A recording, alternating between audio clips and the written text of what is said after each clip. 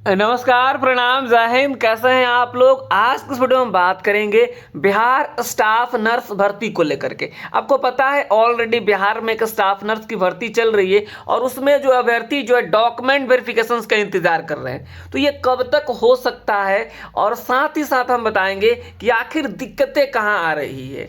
इसके अलावा अभी भी जो है बिहार में बहुत सारे जो है स्टाफ नर्स की जो है भर्ती के लिए सीटें खाली है। तो आपको 2026 में नई भर्ती भी देखने को मिल सकती है और प्रोन्नति को लेकर भी जो आज अखबार में जो कई खबरें छपी हुई है। तो इन सारी बिंदुओं पर बात करेंगे। ये आईएनसी नॉन आईएनसी वाला जो मामला है इसको भी हम कवर करने की कोशिश करेंगे। इसके साथ ही जो दो केस चल रहा है, एक जूली कुमारी वाला जो केस है और एक रिंकू कुमारी वाला केस है, क्या है पूरा मामला आपको हम इस वीडियो में बताने वाले हैं। तो आप इस वीडियो को पूरा देखिएगा, समझिएगा।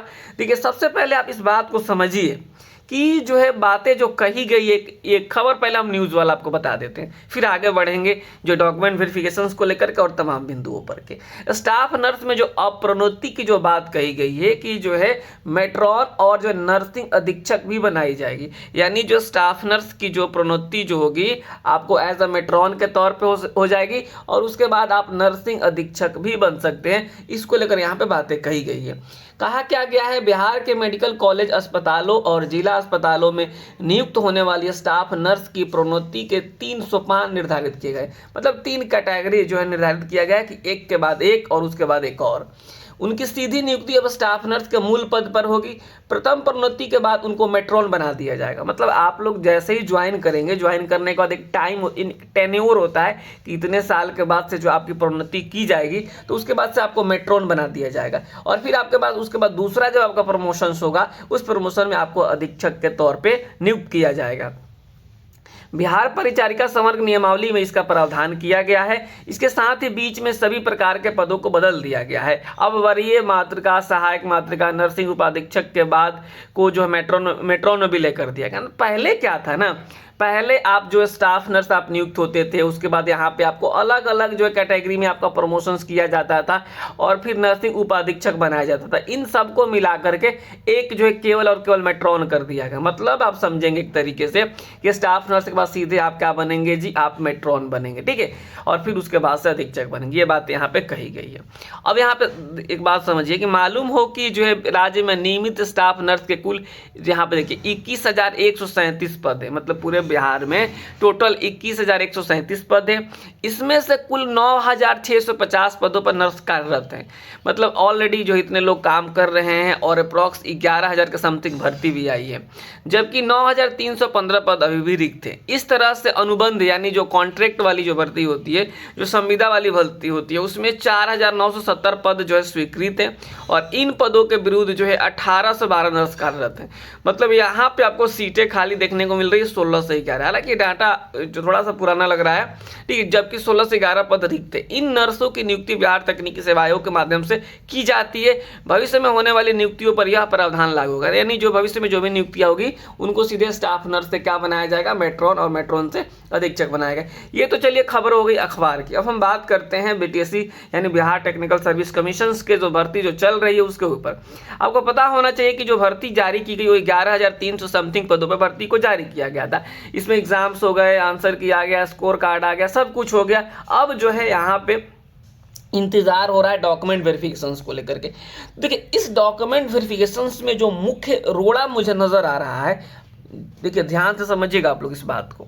देखिए, इसमें क्या हुआ है कि जो है स्टाफ नर्स की जो भर्ती जारी किया गया ना, उस भर्ती में कहा गया कि वही लोग फॉर्म भरेंगे जो आईएनसी वाले होंगे। मतलब बिहार के अगर आप हैं, बिहार के हैं तो आपको आईएनसी की ज़रूरत नहीं है, ठीक है, आपका कॉलेज कैसा भी हो आप इसके लिए योग्य हैं। लेकिन अगर आप बिहार के बाहर के हैं तो आपका जो है आपका कॉलेज आईएनसी से अप्रूव्ड होना चाहिए। तो इसको लेकर जो अभ्यर्थी थे एमपी, खास करके जो एमपी के जो थे अभ्यर्थी, तो बिहार के हैं लेकिन उन्होंने एमपी से किया है, फिर अन्य स्टेट से किया है, जिनका कॉलेज आईएनसी से मान्यता नहीं है, वे चले गए पटना हाई कोर्ट में, ठीक है।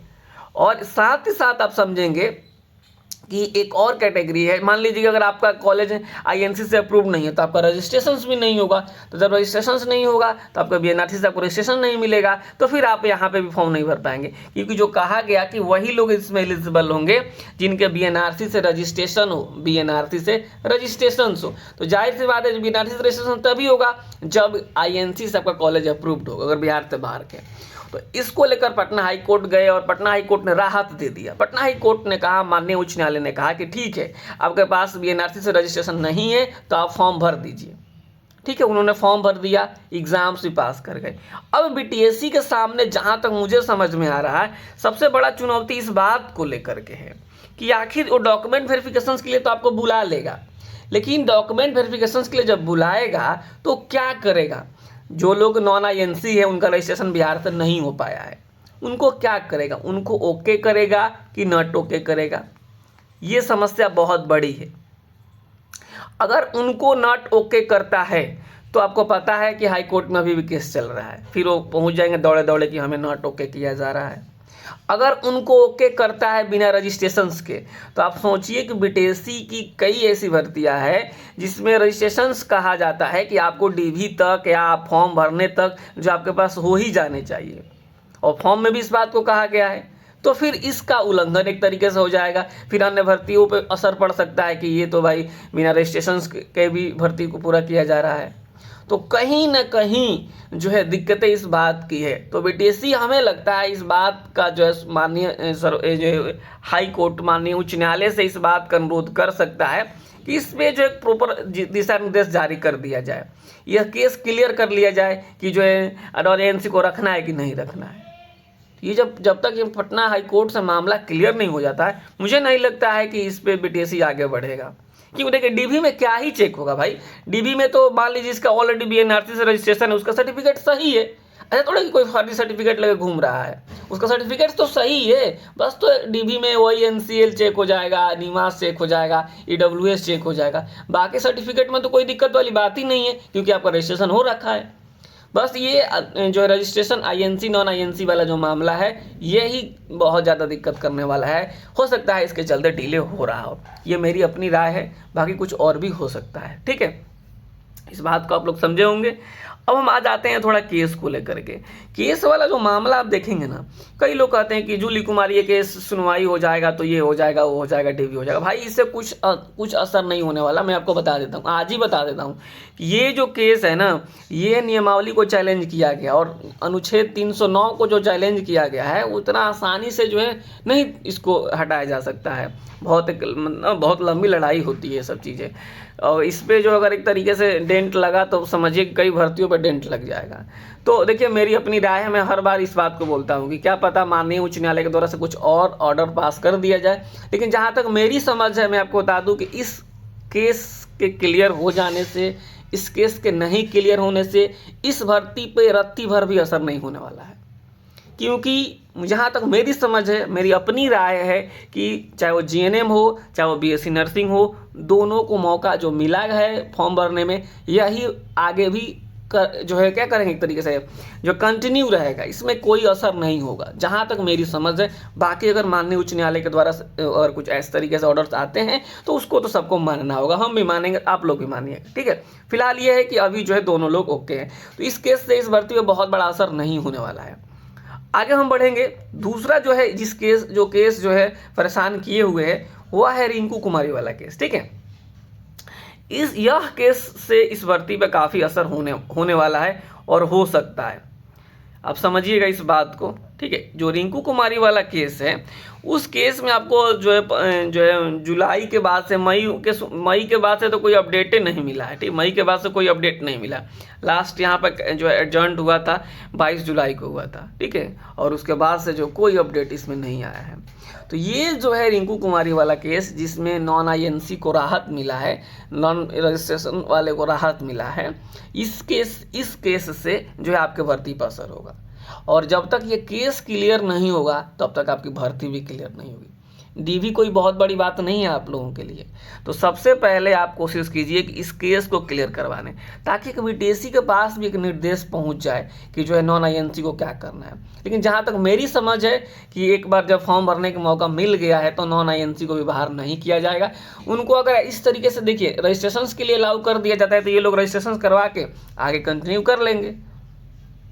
तो जो है अभी तो है, इसलिए डीवी नहीं होगा। मेरी जहाँ तक समझ है कि डीवी होगा तो फिर वो क्या करेगा बीएनआरसी जो है कि बीटीएससी जिनका रजिस्ट्रेशन नहीं हो पाया उनके लिए। तो एक बहुत बड़ा, जहाँ तक मुझे समझ आ रहा है, एक बहुत बड़ा समस्या बना हुआ है। तो जो लोग भी इस केस से जुड़े हुए हैं हमने कई बार जो है आपको अनुरोध किए कि आप लोग जो इस केस को क्लियर कराने की कोशिश कीजिए, तब जाके ये भर्ती जल्दी पूरी होगी।